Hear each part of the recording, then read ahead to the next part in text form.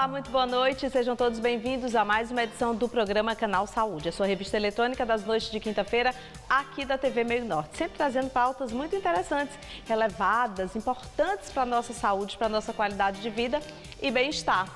E veja os destaques de hoje. Quer saber sobre os cuidados necessários que devemos ter com o coração dos pequeninos a fim de evitar complicações futuras? A cardiopediatra Salete Rego vai dar dicas para a gente. Com a nutricionista Ivana Mouta, nós vamos ficar por dentro das doenças inflamatórias relacionadas à retenção hídrica e como nós podemos evitar. E a ortodontista Poliana Farias vai estar falando sobre ortopedia funcional e as soluções inovadoras para o tratamento bucal infantil. Você sabe o que é endometriose? Famosas como Anitta, Larissa Manoela são diagnosticadas com a doença. Então, fica por dentro porque o programa Canal Saúde de hoje já está no ar.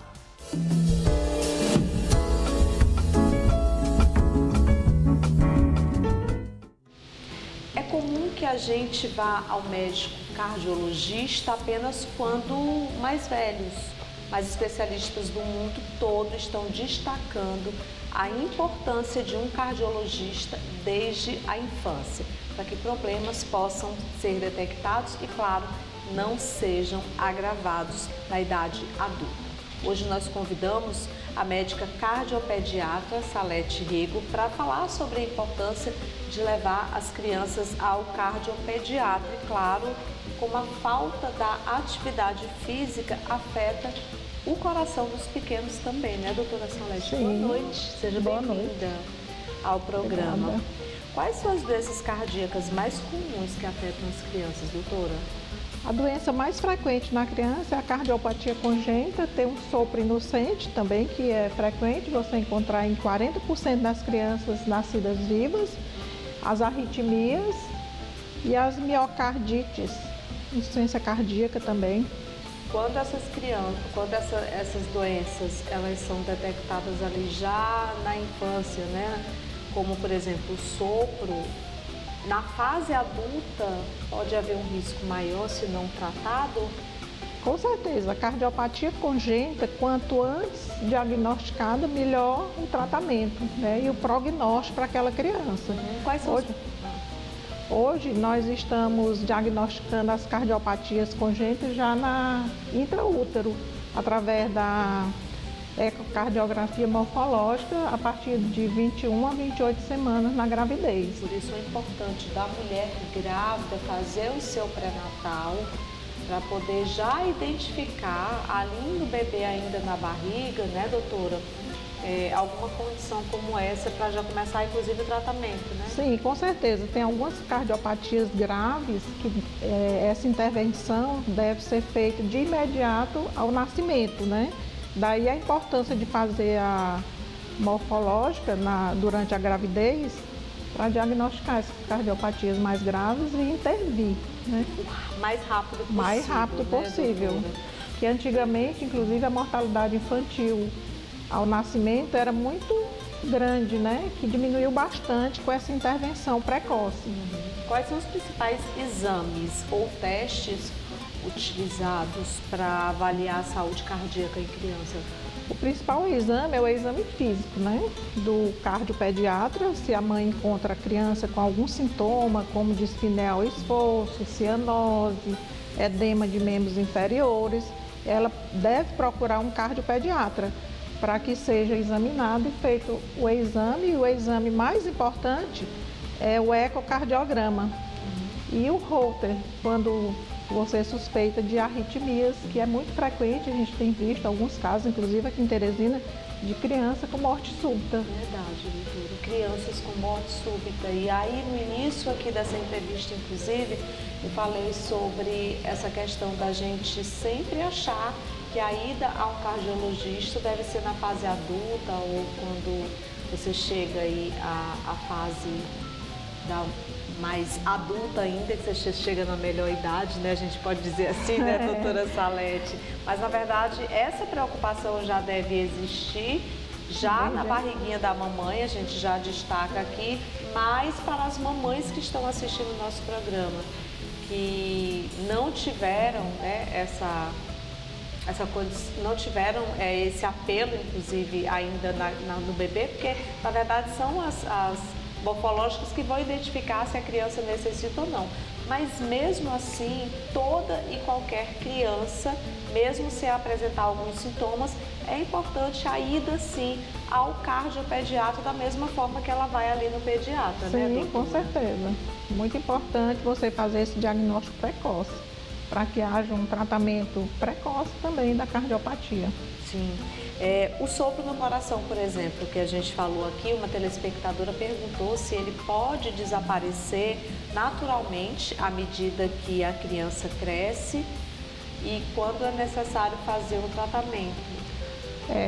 Existe dois tipos de sopro, né? O sopro inocente, que é aquele sopro que não existe a doença, você só ausculta com estetoscópio.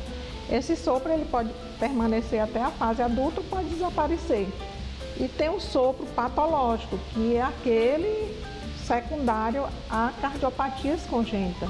E aí que o cardiopediatra tem que fazer o diagnóstico diferencial e, através do ecocardiograma, faz o diagnóstico e conduz ao tratamento clínico ou cirúrgico, se for necessário. Mas essa criança, ela vai ter sempre que ser acompanhada, né, doutora? Sim, sim. Ou não?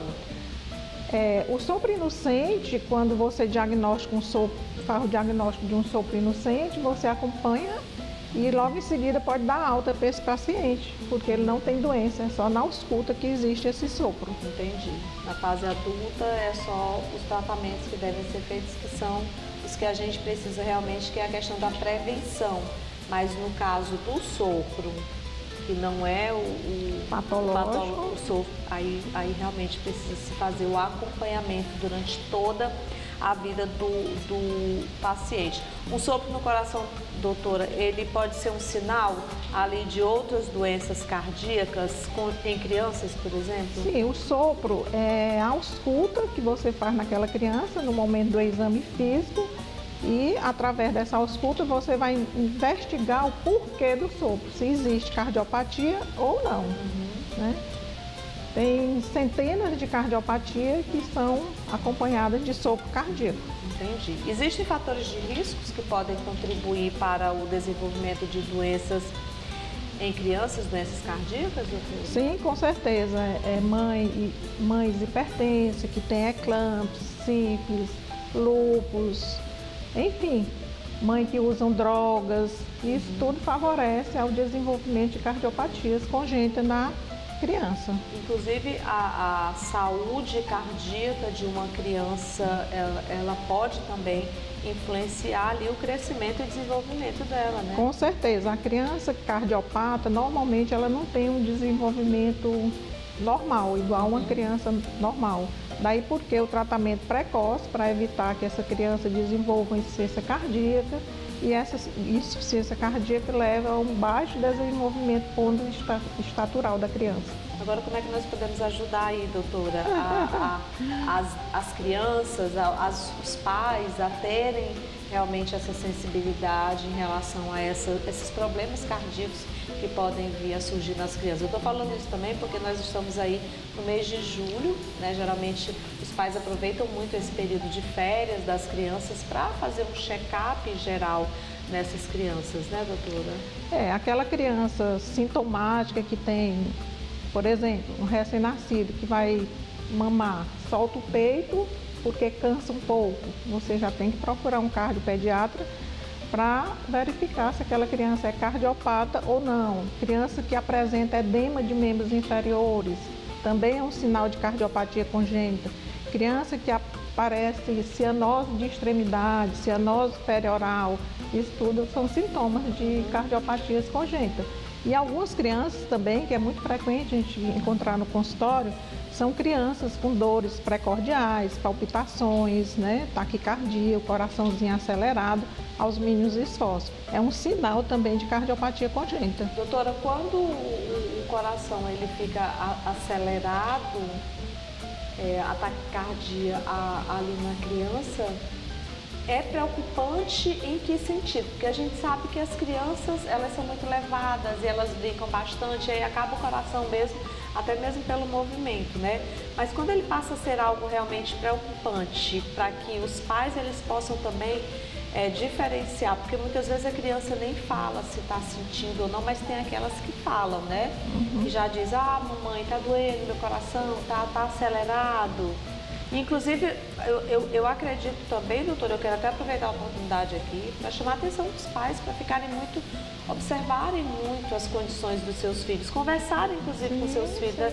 Filhinho, dói alguma partezinha do seu coração, dói a cabecinha, dói a mãozinha, dói o coraçãozinho, para que a criança ela já entenda que se ela sentir qualquer tipo de dor, ela deva falar para o papai e para a mamãe. Com certeza, isso é muito importante, porque o diagnóstico vai ser precoce. Né? Lá na cardioclínica nós fazemos o Holter, que é um exame complementar para investigar arritmias cardíacas em criança e prevenir alguns acidentes possíveis, né?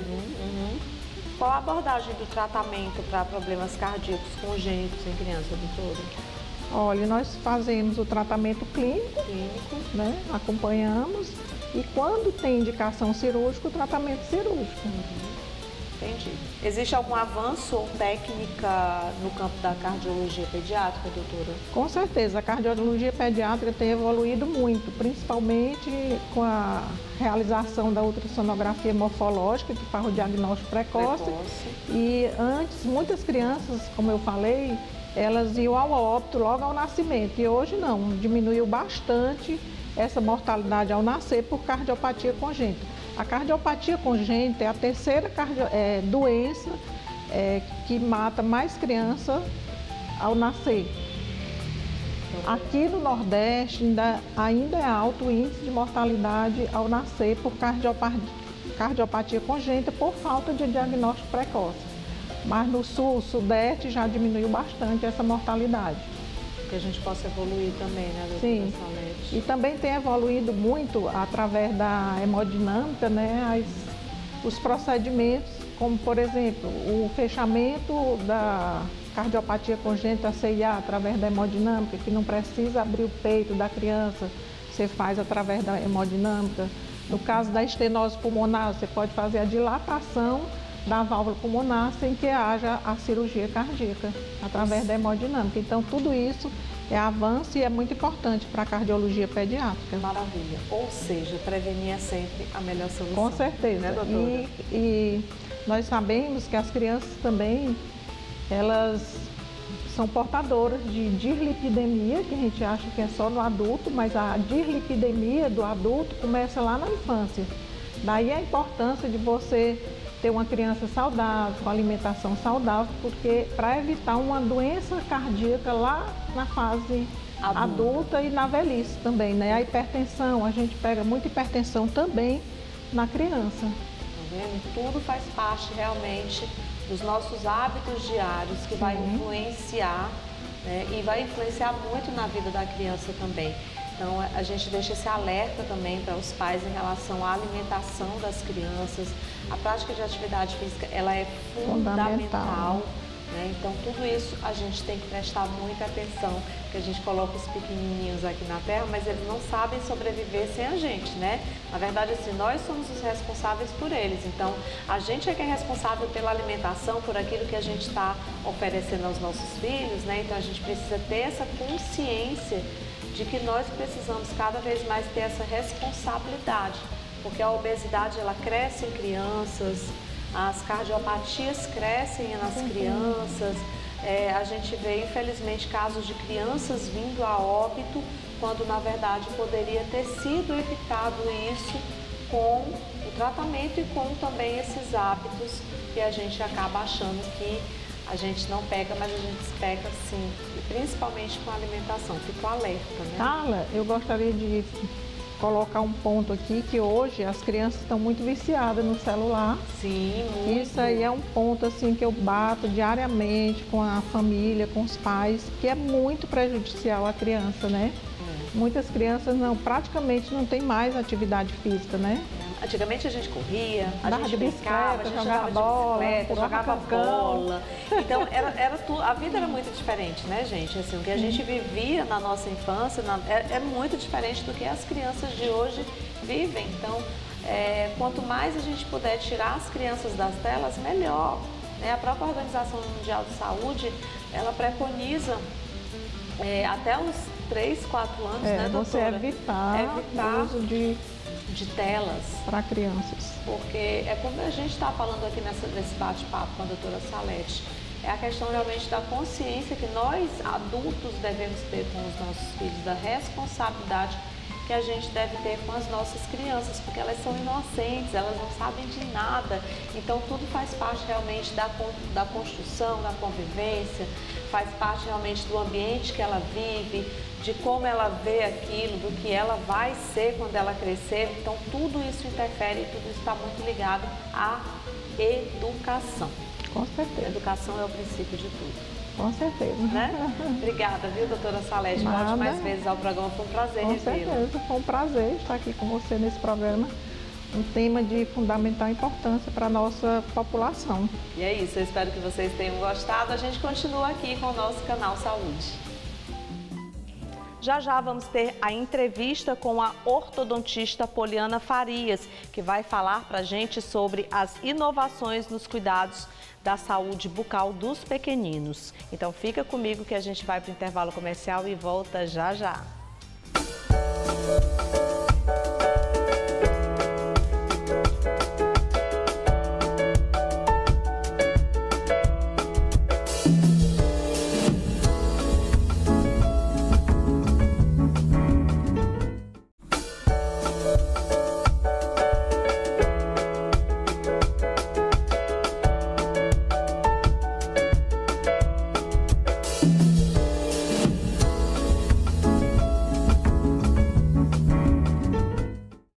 Agora vamos falar sobre o Clube A, o nosso parceiro que assina os cenários do programa Canal Saúde. O Clube A é composto pelas maiores empresas no mercado de arquitetura e decoração. São 8 lojas com atendimento especializado e personalizado. Aqui tem tudo o que você precisa para a sua casa ou ambiente corporativo ter ainda mais conforto. As grandes marcas estão aqui. E essa loja linda que estamos gravando hoje é a Riolex Teresina. Aqui você encontra opções incríveis em hidromassagens, spas, banheiras e ofurôs. Tudo com alta tecnologia, conforto e qualidade. Você merece ter esses momentos de relaxamento, então venha conhecer o nosso novo showroom e se surpreender. A Riolex fica localizada na Rua Aviador Irapuã Rocha, 1390, bairro de Fátima. Nosso WhatsApp está aqui na tela, aproveita também para seguir a gente aí no nosso Instagram, que é @RiolexTeresina. Clube A, você merece mais. Imagine um clube com as maiores empresas do mercado de arquitetura e decoração. O encontro do design com o conforto, da funcionalidade com a tecnologia, do estilo e da exclusividade para a sua casa, da arte e da iluminação. As grandes marcas estão na Clube A. Visite nossas lojas e deixe a sua casa ou escritório com muito mais qualidade. Clube A, você merece mais. A ortopedia funcional é um campo da odontologia dedicado ao diagnóstico e tratamento precoce de irregularidades dentofaciais em crianças, que oferece soluções inovadoras e eficazes para corrigir aí os problemas bucais desde a infância. Então, para a gente conhecer esse avanço da saúde bucal, nós vamos bater um papo a partir de agora com a odontopediatra Poliana Farias, que vai falar sobre a gente sobre o diagnóstico, tempo de uso adequado e tratamento. Primeiro eu quero agradecer. Obrigada, Carla. Obrigada por ter aceito o nosso convite para falar sobre esse assunto que é tão importante, inclusive para os papais e mamães saberem que aqui em Teresina nós temos um especialista nisso, né? Isso, porque esse assunto, né, esse tema, ele é pouco conhecido, né, dentro da odontologia e dentro da odontopediatria, né? Então, assim, é interessante a gente divulgar mais conhecimento para as mamães, para os papais e para a sociedade de modo geral, né? Com certeza. E quais são os tipos de problemas bucais mais comuns tratados pela ortopedia funcional em crianças? Eu posso te citar alguns, né? Olha, a mordida aberta, que é aquela mordida onde os dentinhos eles não se tocam, né? A criança já pode ter esse desenvolvimento, ou então ela pode por chupeta, pela mamadeira, pelo mau uso, né? De alguns hábitos deletérios, né? E também pode ser a mordida cruzada, que é o dentinho também torto, né? O apinhamento dentário, que é quando não tem espaço, a arcada ela é travadinha. A gente chama atrésica. Então, assim, tem vários probleminhas que podem ser resolvidos com a ortopedia. Existem casos que a ortopedia funcional não é recomendada? Quais são as contraindicações? Olha, contraindicação, assim, para a gente fazer odontologia, né, a odontopediatria, a gente precisa da colaboração do paciente, né? Então, assim, para a gente usar alguns tipos de mecanismos e aparelhos em crianças, a gente precisa, sim, que o paciente, que a família, ela colabore com o tratamento. Mas, assim, precisa ser avaliado, se a criança está na idade correta, se é um bom diagnóstico, né, para saber se está naquela fase ideal, porque a gente tem que ter esse cuidado. Entendi. Quais são os sinais que indicam a necessidade de procurar um tratamento ortodôntico funcional? Olha, a gente tem que, lá na odontopediatria, né, desde cedo, quando a mãe procura o odontopediatra, nós já vamos avaliando, né, e a gente já vai cuidando daquela boquinha, daquela dentição, para a gente poder ver se vai precisar de um tratamento ortopédico. Então, a gente faz essa avaliação dentro do crescimento da criança. E o acompanhamento. E o acompanhamento. Isso é o que casa com a odontopediatria. A mãe, ela vai levando, né, naquelas consultas de rotina durante as férias, nesse período. Nesse período de férias, porque a gente está fazendo um canal Saúde bem especial, falando muito sobre pautas relacionadas às crianças, né? Sim, agora em julho, sempre nas férias, as mães procuram mais. Então, assim, quando levam no odontopediatra, um profissional que seja competente para isso, para avaliar a necessidade, então a gente já vai acompanhando aquela criança. A ortopedia funcional, ela pode afetar a fala das crianças durante o tratamento? Criança se adapta muito rápido, né? Elas são bem melhores do que os adultos. Eu costumo falar assim, as mães chegam... Eu acho que as mães dão mais trabalho do que as crianças, viu? Sim, a verdade é essa. As mães já chegam com aquele receio. Ah, doutora Poliana, mas será se vai dar certo? Será se ele vai deixar? Eu digo, gente, as crianças são bem mais tranquilas do que nós adultos. Então, assim, vai ter um dia, 2 dias, no máximo, que ela vai achar estranho. Depois elas se acostumam tranquilamente. O hábito, a ida ao dentista, ela é primordial para toda criança, tá? Vamos acabar com aquelas coisas do passado em que as crianças, o pai só levava a criança ou a mãe quando adoecia ou quando estava com a dor de dente.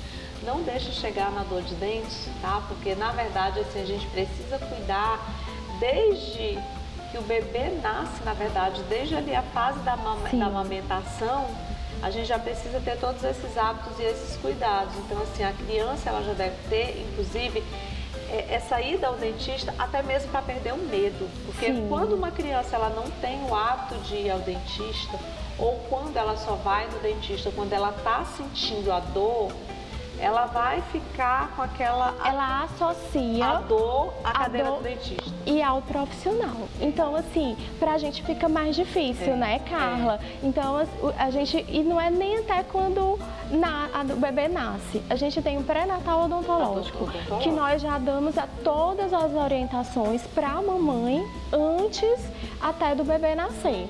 E aí, depois que o bebê nasce, quando adicionou já o primeiro dentinho, já leva na odontopediatria, na odontopediatra, para fazer essa primeira avaliação e aí segue esse acompanhamento. Os cuidados que a gente fala sobre as crianças e pais é fundamental para quem está assistindo o programa, tá? Eu falo isso porque os hábitos fazem parte da rotina de uma criança, e isso é educação. Eu já falei isso aqui em outras entrevistas no programa Canal Saúde, mas é importante a gente entender que os pais também precisam fazer com que o tratamento do seu filho ou da sua filha, ele seja contínuo com relação à responsabilidade que você tem que ter de levar o seu filho na data certa, de organizar tudo bonitinho e de não interromper o tratamento.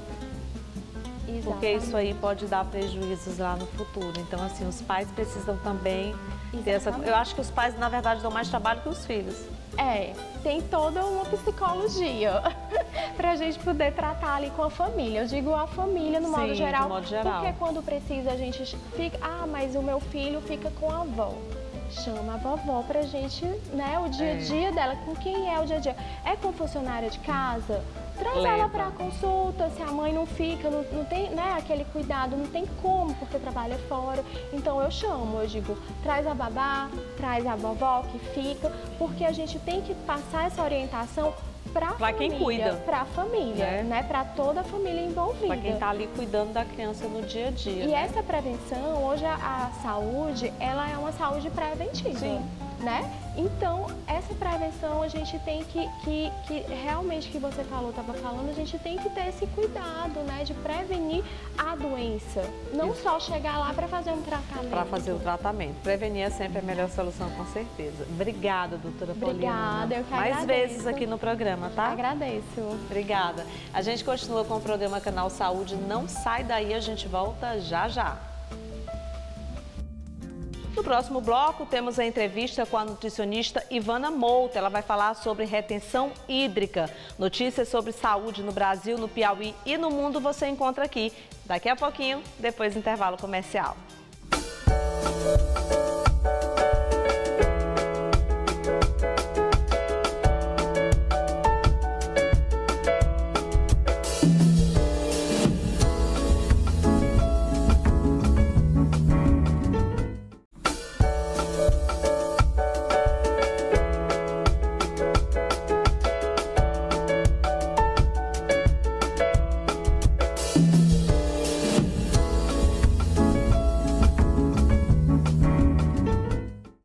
A Clínica AME, Assistência Médica Especializada do Piauí, é um espaço de saúde moderno e aconchegante, situado no edifício Manhattan River Center, o prédio mais charmoso da cidade, com estacionamento rotativo e segurança 24 horas. A clínica conta com especialidades em pediatria, como endocrinologia e hematologia pediátrica, além da cirurgia plástica. Conta ainda com um espaço gourmet e brinquedoteca. Nós preparamos espaço para garantir conforto e um serviço de excelência para nossos clientes.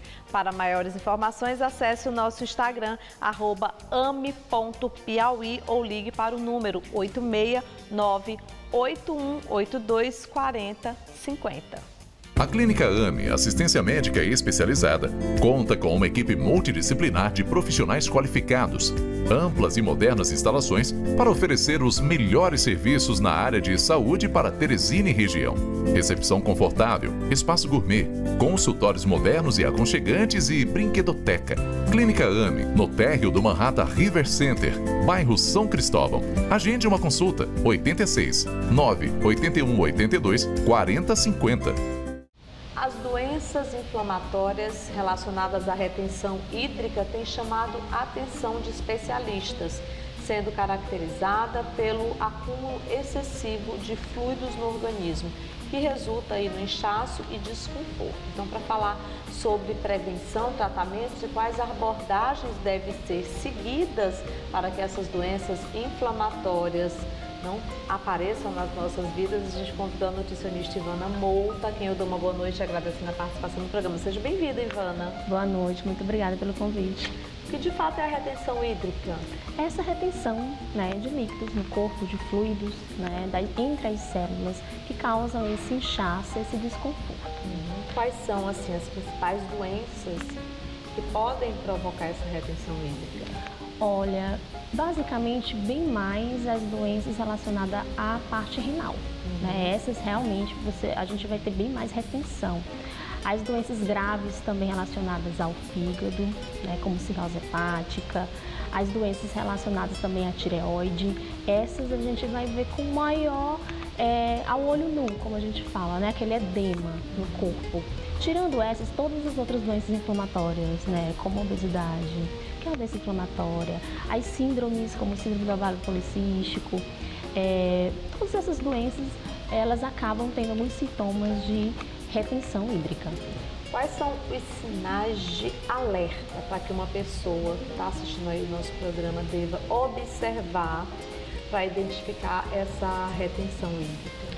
Olha, falta de ar, né? Pode ser retenção hídrica, certo? O próprio inchaço, você consegue ver aquele inchaço, aquela vermelhidão, né? No local do inchaço. Também dores no peito.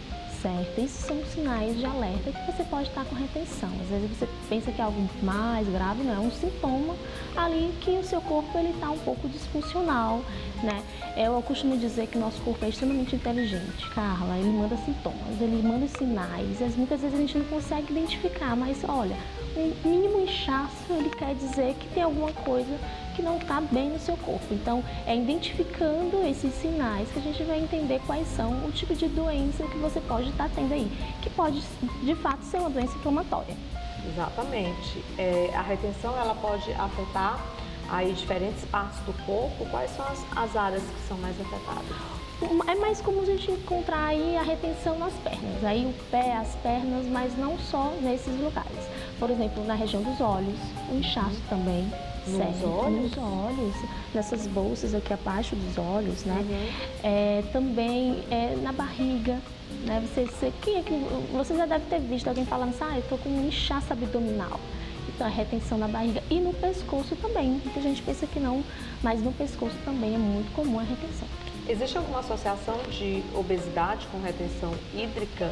Sim, muita. A obesidade é doença inflamatória. Né? Então, isso quer dizer que tem uma disfuncionalidade no corpo, ou seja, a pessoa não está absorvendo de forma adequada, ela não está filtrando de forma adequada, ela não está excretando de forma adequada, isso tudo está fazendo com que ela fique inchada. Então, a obesidade ela tem uma correlação muito grande com a retenção. Inclusive, em um processo de emagrecimento, muitas vezes o paciente ele inicia, né, aquele processo de emagrecimento e perde aqueles 3 quilos. E quando a gente vai avaliar, por exemplo, num exame de bioimpedância mais avançado, a pessoa não vê uma diferença de perda de gordura.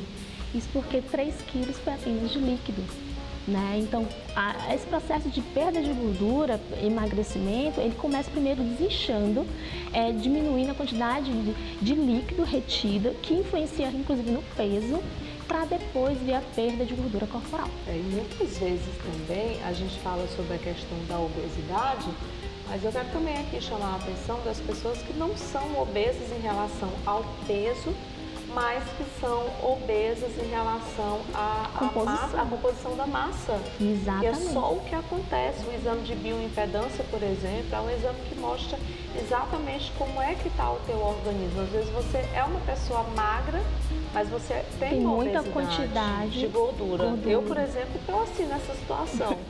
Muita quantidade de gordura. Então, parece que sou uma pessoa magra, mas pela minha bioimpedância eu estou obesa. Pois é, e aí o que acontece, né? Principalmente nós mulheres, né, Carla? A gente tem essa predisposição de acúmulo de gordura bem mais do que os homens, infelizmente, né? Devido ao testosterona em si, o homem, ele consegue ter menos acúmulo de gordura do que a mulher. E a gente também, geneticamente, acaba retendo mais líquidos, até por conta também da menstruação. Né? As pessoas, você que é mulher já deve se sentir inchada próximo ao período menstrual. Então a gente comumente passa pelo ciclo e a gente retém líquido mesmo. E isso que você falou sobre, né, o que a gente chama falso magro, né, a falsa magra, existe muito. Então quando a gente vai avaliar a bioimpedância, a gente vai ver os padrões, né, entre aspas, padrões adequados de composição, a gente visualiza que aquele paciente ele tem bem mais gordura do que massa muscular. E aí vem a estratégia nutricional voltada àquele paciente para reduzir, né, essa quantidade de gordura corporal e aumentar a massa muscular. E aí nesse processo aí realmente precisa ter bastante calma, porque todo mundo tem uma região do corpo que absorve mais gordura. Então esse processo de perda de gordura corporal, ele não acontece apenas em um segmento, em um membro, por exemplo, na barriga, né? Você perde como um todo, perde na cabeça, pescoço, mas há uma região que tem maior dificuldade, sempre essa região, e aí há um tempo maior de tratamento, muitas vezes, para que você tenha o resultado que você deseja. Qual é o papel da alimentação na prevenção da retenção hídrica e no controle dessas doenças inflamatórias? É essencial, né? Não somente para a retenção, como essas doenças inflamatórias, porque, né, acontece a absorção, a gente precisa dos líquidos para absorver bem os nutrientes, a gente precisa para excretar, né? As pessoas que não se hidratam o suficiente ou que têm retenção hídrica, comumente são pessoas mais constipadas, e isso não ajuda no processo também metabólico. E aí entra também o comportamento alimentar, né? O consumo de sódio, alimentos embutidos, alimentos enlatados, que possuem muito essa quantidade, acabam também aumentando a retenção hídrica no corpo. Então isso tudo influencia para ter um corpo mais inflamado, e aí vem também esse processo de obesidade. Então a alimentação, o comportamento alimentar, ele é muito importante. Além disso, né, a atividade física, que precisa queimar a gordura na atividade física. Exatamente, né? Motivar o corpo a ter uma funcionalidade, né, melhor, a trabalhar melhor e aí excretar melhor. Agora, tudo isso deve ser feito de forma integrada, porque eu também vejo muitas pessoas, por exemplo, fazendo dieta de outras pessoas, olhando na internet, vendo influenciadoras digitais, falando que come isso, que tem que ser assim, hábitos que as pessoas muitas vezes acham que sejam saudáveis e que na verdade não são, porque a gente sabe que na internet hoje as pessoas são pagas para fazer todo tipo de propaganda. E é aí que muitas vezes a gente cai nesse golpe, porque a gente acha que aquela pessoa é maravilhosa, é um exemplo para a gente, quando na verdade ali por trás existe toda uma mídia em cima, e isso acaba atrapalhando também, especialmente essas pessoas que acabam querendo se ver na vida de outras pessoas. É o que a gente fala que acontece muito em tempos de rede social. Você fica muito frustrada porque você olha para a Ivana, ela linda, maravilhosa, um corpo perfeito. Aí isso só está acontecendo porque a dieta dela é essa, porque ela está tomando esse medicamento tal, eu vou tomar também porque eu quero ficar igual ela. Isso é um risco muito grande, porque nós somos diferentes. Todo o tratamento é individualizado. É individualizado, é único, e é importante, Carla, a gente falar sobre isso, porque hoje é como se fosse a internet, fosse uma terra sem lei, né? Então as informações, elas estão aí, que bom, né, para as pessoas usarem de forma positiva. Agora, quando se trata, né, de saúde, né, é importante que você procure especialista, é importante que você realmente busque orientações de pessoas adequadas, por exemplo, no caso da alimentação, quem tem CRM, né? Quem é nutricionista que pode estar prescrevendo, né, dietas. Hoje em dia, infelizmente, a gente vê muitas pessoas que acabam, né, fazendo prescrições sem a devida legalidade, mas a gente deixa o alerta aqui. E nessa procura do corpo perfeito, né, hoje mesmo eu vi na internet falando que o mal do século são as comparações. E essa procura do corpo perfeito, de se comparar com outras pessoas, acabam frustrando muito, né? Então, o que eu falo para os meus pacientes em consultório, Carla, se compare com você. Isso. Busque sua melhor versão, porque aí você vai atrás do seu melhor e não se compara com os outros. Com certeza. Cada um de nós somos diferentes e a gente tem que procurar a nossa melhor versão, se sentir bem e cuidar da gente, porque a nossa autoestima, ela é tudo, mas é preciso que a gente tenha todos esses cuidados. Obrigada, tá, Ivana? Eu que agradeço. Volta mais vezes aqui, tá bom? E a gente continua com o programa Canal Saúde, não sai daí não. Agora você confere um giro de notícias sobre saúde no Brasil, no mundo e aqui no nosso Piauí. Confere aí. O ano de 2022 foi o mais quente já registrado no Reino Unido, mas até o fim do século pode vir a ser considerado suave devido ao aumento das temperaturas provocado pelas mudanças climáticas. O alerta foi feito nesta quinta-feira pela Sociedade Meteorológica Real Britânica, que apresentou um relatório anual sobre a situação climática no país. Os episódios climáticos de 2022, com temperaturas acima de 40 graus Celsius e secas prolongadas, levaram a agência sanitária a declarar emergência nacional devido ao calor pela primeira vez. Os primeiros 9 meses do ano passado foram os mais secos na Inglaterra e no país de Gales desde 1976, o que provocou restrições no uso da água. O relatório também destaca que as mudanças climáticas no Reino Unido já afetam algumas espécies animais e vegetais, cujos ciclos de vida estão sendo alterados, como a polinização, importante para a biodiversidade e a agricultura. A entidade garante que até 2100, praticamente todos os anos vão ser tão ou mais quentes do que 2022. A cidade australiana de Brisbane cedia a partir de domingo a Conferência da Sociedade Internacional da AIDS. Mas já nesta quinta-feira, cientistas da Suíça apresentaram um caso individual que abre novas possibilidades de pesquisa. As análises realizadas desde que o paciente interrompeu o tratamento não detectaram nenhuma partícula viral, nem nenhum reservatório viral ativável, nem qualquer aumento nas respostas imunológicas contra o vírus em seu organismo. Claro, isso não descarta a possibilidade de que o vírus ainda possa persistir em algum lugar do corpo, mas essas análises permitem que a equipe científica considere o caso desse paciente como de remissão sustentada da infecção pelo HIV por 20 meses.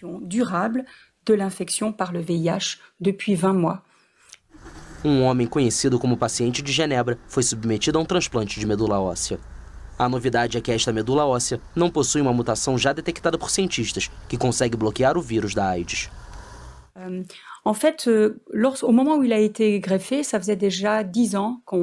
Na verdade, quando ele fez o transplante, já sabíamos há 10 anos que o paciente de Berlim havia sido curado. Então, desde o início, para o paciente de Genebra, era uma esperança.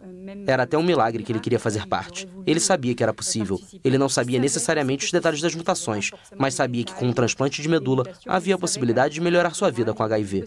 Então, ele, uma pessoa bastante otimista nesse sentido, acreditou nisso desde o início, embora tenha sido informado rapidamente de que não havia transplante com a presença dessa mutação Delta 32. Même si on lui a dit assez rapidement qu'on n'avait pas une greffe avec la présence de cette mutation Delta 32 pour le CCR5. Todos os pacientes curados tinham uma situação muito particular em comum. Sofriam de câncer de sangue e se beneficiaram de um transplante de células-tronco que renovaram profundamente seu sistema imunológico. Porém, em todos esses casos, os doadores apresentavam uma rara mutação, de um gene conhecido como CCR5 Delta 32, que previne a entrada do HIV nas células. Com o paciente de Genebra, a situação foi diferente. Em 2018, para tratar uma forma de leucemia especialmente agressiva, fez um transplante de células-tronco.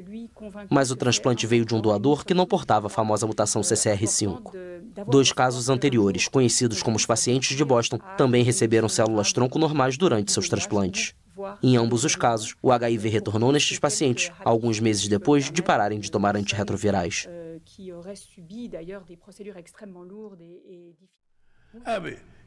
O presidente Lula anunciou nesta terça-feira que planeja se submeter a uma cirurgia de quadril nos próximos meses para acabar com dores constantes. Ele abordou o assunto durante o programa semanal Conversa com o Presidente. Lula reconheceu que está na hora de uma intervenção médica na cabeça do fêmur, que tem um problema que o faz sentir muitas dores todos os dias. Eu quero fazer a cirurgia porque eu não quero ficar com dor. Olha, deixa eu lhe falar uma coisa, Shoa. Ninguém consegue trabalhar com dor o dia inteiro.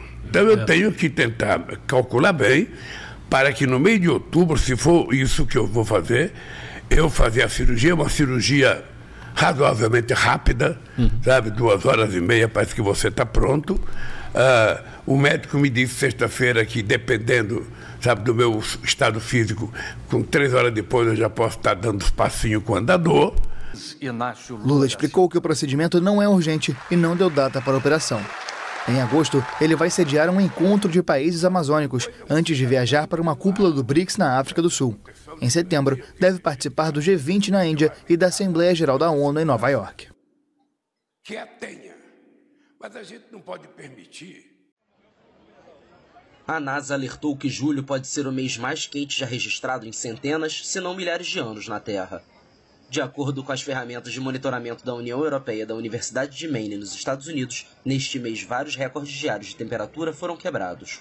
Gavin Schmidt, renomado climatólogo da Agência Espacial Americana, defende que, embora as estimativas tenham pequenas diferenças entre si, a tendência do calor extremo é inegável.